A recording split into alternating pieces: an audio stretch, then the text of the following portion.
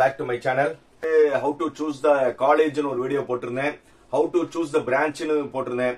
இத பார்த்துட்டு நிறைய ஸ்டூடண்ட்ஸ் அண்ட் பேரண்ட்ஸ் ஃபோன் பண்ணி சோ உண்மையிலேயே வந்து எங்க நல்ல ஒரு வீடியோவா இருந்தது. ஏன்னா காலேஜ் நீங்க எப்படி சூஸ் பண்ணணும்னு ஒரு எக்ஸ்பர்ட்ஸ் கொடுத்திருந்தீங்க. அதுக்கப்புறம் வந்து பிரான்ச்சை எப்படி சூஸ் பண்ணணும்னு சொல்லியிருந்தீங்க. அந்த பிரான்ச்லயும் டாப் காலேஜஸ்ல வந்து எந்தெந்த பிரான்ச் சூஸ் பண்ணணும், அதுல பிரைமரி பிரான்ச் செகண்டரி பிரான்ச்னு நீங்க கிளியரா நீங்க எக்ஸ்பிளைன் பண்ணீங்க.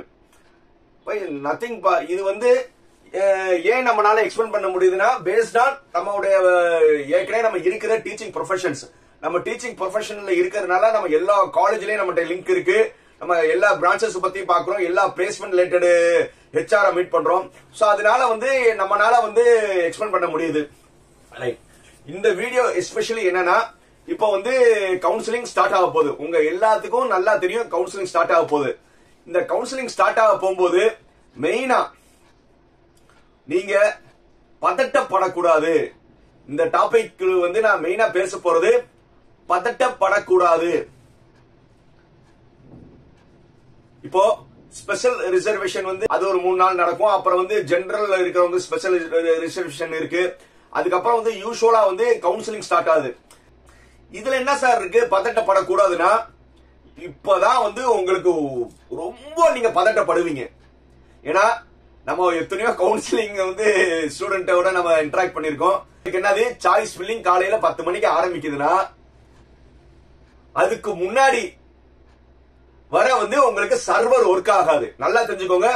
உங்க TNEA online.org சர்வர்ல போய் நீங்க சைன் இன் பண்ணீங்கன்னா ஒண்ணுமே நடக்காது. ஏன்னா அவங்க வந்து அதுக்கான பிரிப்பரேஷன், நீங்க ஃபர்ஸ்ட் ரவுண்ட் வர போறீங்கன்னா நீங்க அதுக்கான டேட்டாஸ், ப்ரீவியஸ் டேட்டா பேக்கப், இது எல்லாமே அவங்க பண்ண வேண்டியது இருக்கும். நீங்க வந்து முதல் நாள் வந்து நீங்க 10 மணிக்கு போட்டிருப்பாங்க. மேபி வந்து ½ an hour வந்து முன்பின் ஆகலாம். அது வர வந்து உங்களுக்கு சர்வர் ஓபன் ஆகாது. நல்லா நோட் பண்ணிக்கோங்க, சர்வர் ஓபன் ஆகாது. இப்ப 10 மணினா ஆல்மோஸ்ட் ஒரு 11 மணிக்குள்ள வந்து கண்டிப்பா ஓபன் ஆயிரும். அது வர நீங்க ஒரே பதட்டம், ஃப்ரெண்ட்ஸ்க்கு போன் அடிக்கிறது, என்னடா மாப்ள இது சாய்ஸ் ஃபில்லிங் ஆகுது, நமக்கு வந்து சர்வர் ஓகலையே, வீட்டுல நெட் ஆகல அப்படின்னு தேவையில்லாத பதட்டங்கள். நீங்க அதை பதட்டப்படணும் அவசியம் இல்ல. அதுக்காக தான் நான் இன்னைக்கே இந்த வீடியோ போட்டேன். காலையில உங்களுக்கு 10 மணினா 11 மணி வரை வந்து நீங்க பதட்டப்படாதீங்க. சர்வர் நார்மல் ஆகிற வரை வந்து என்ன ஆயிரும், சர்வர் ஓபன் ஆயிரும். இந்த 3 நாளுக்கு அப்புறம் வந்து மறுநாள் வந்து நீங்க டென்டேட்டிவ் கன்ஃபர்மேஷன் வந்திருக்கான்னு பார்க்கும்போது அப்பவும் வந்து சர்வர் வந்து க்ளோஸ் பண்ணிட்டு அவங்க அந்த பேக்கப்லாம் பண்ணிட்டு தான் மறுபடியும் ஆன் பண்ணுவாங்க. அதுக்கு வந்து மினிமம் 1 hour ஆகும்.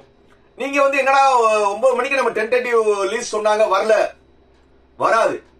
நீங்க அந்த இடத்துல என்னது 2 நாள் டைம் தராங்களே, ரைட், 1 hour வெயிட் பண்ணி நீங்க 1 hourக்கு அப்புறம் பாத்தீங்கன்னா நார்மலா இருக்கும். அது அந்த 1 hourக்குள்ள வந்து என்னது ஒரே பதட்டம்.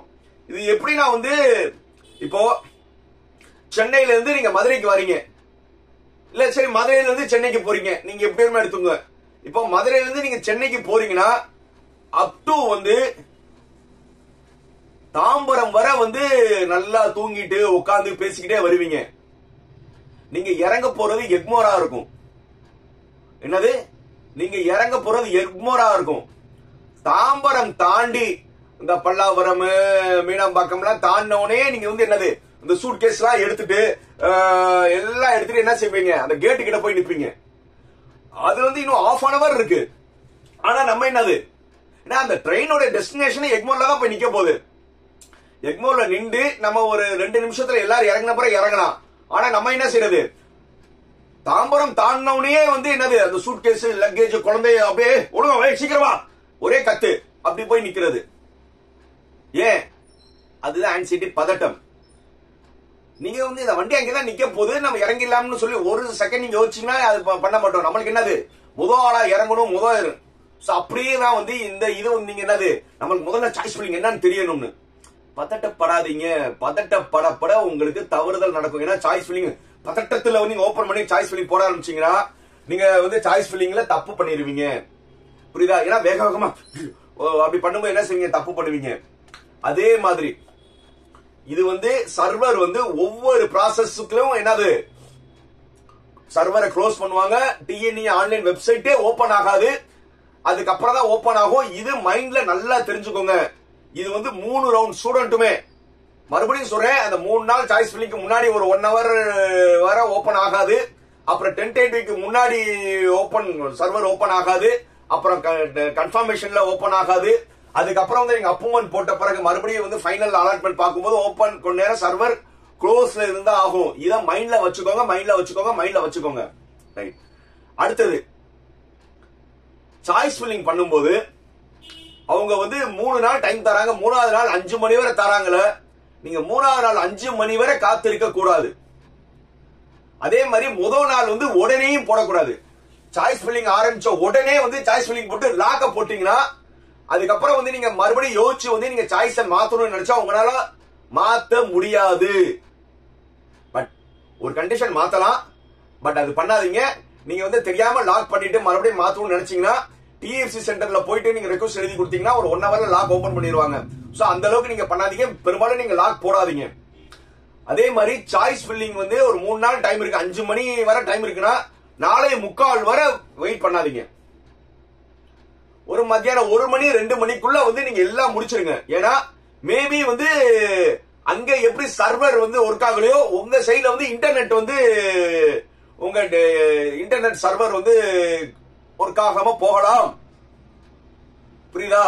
எல்லாமே பாசிபிலிட்டிஸ் இருக்கு. அதனால நீங்க லாஸ்ட் மொமெண்ட் வரை வந்து நீங்க என்ன செய்யக்கூடாது, சாய்ஸ் ஃபில்லிங்காக வெயிட் பண்ண கூடாது. 5 மணி அவங்க டெட்லைன் கொடுக்குறாங்களா, ஒரு மணி 2 மணிக்குள்ள வந்து நீங்க இதை முடிச்சிருங்க. இப்படி முடிக்காம வந்து நான் நல்ல நேரம் பார்த்து கடையில் 4:55 வரை நான் பாப்பேனா அந்த நேரத்துல உங்களுடைய நெட் ஒர்க் ஆகல, உங்க ஏரியா டவர் ஒர்க் ஆகலன்னா உங்களுக்கு ஒரு பதட்டம் இருக்கும்.